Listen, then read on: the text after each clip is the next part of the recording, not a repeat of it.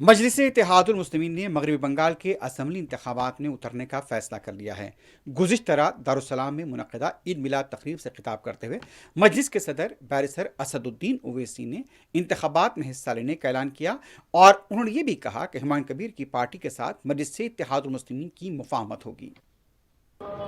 کہ اسمبلی کے انتخابات ہونے جا رہے ہیں اور مجلس اتحاد المسلمین نے یہ فیصلہ لیا ہے کہ مغربی بنگال میں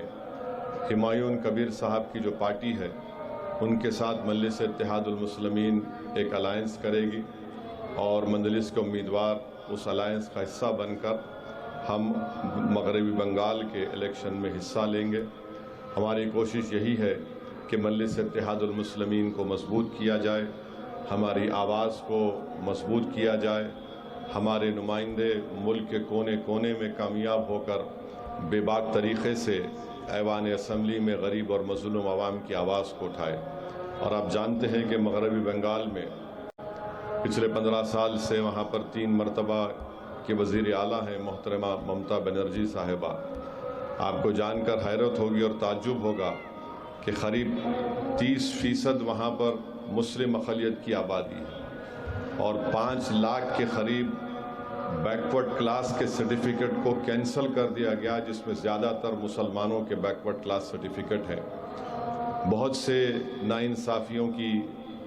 کہانیاں اور داستانیں بھی ہیں،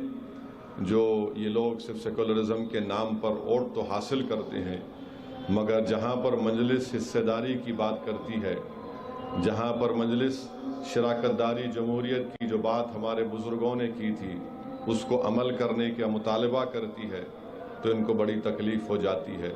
تو یہ بات بھی، کیونکہ یہ عوامی جلسہ نہیں ہے، یہ مجلس اتحاد المسلمین کے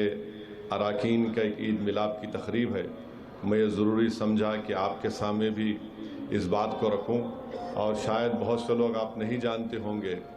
کہ مالدہ میں جب پنچایت کا الیکشن ہوا تھا، اس مالدہ میں مجلس کو 60,000 ووٹ ملے تھے۔ تو ایسا نہیں ہے کہ مجلس وہاں پر محنت نہیں کر رہی ہے۔ پچھلے بار بھی ہم لوگ 5 یا 6 سیٹ پر الیکشن لڑے تھے۔ ابھی بھی ہماری کوشش یہ ہے کہ ہم لوگ انہی سیٹوں پر یا جہاں پر بھی بات چیت ہوگی ان سے اس کو طے کر کے اپریل 23 اور 26 کو 2 مرحلے میں وہاں پر الیکشن ہے، تو یہ ہماری کوشش ہوگی۔ اور آپ اللہ سے دعا بھی کریے کہ ہم لوگ اپنی اس کوشش میں اللہ ہم کو کامیاب اور کامران کرے۔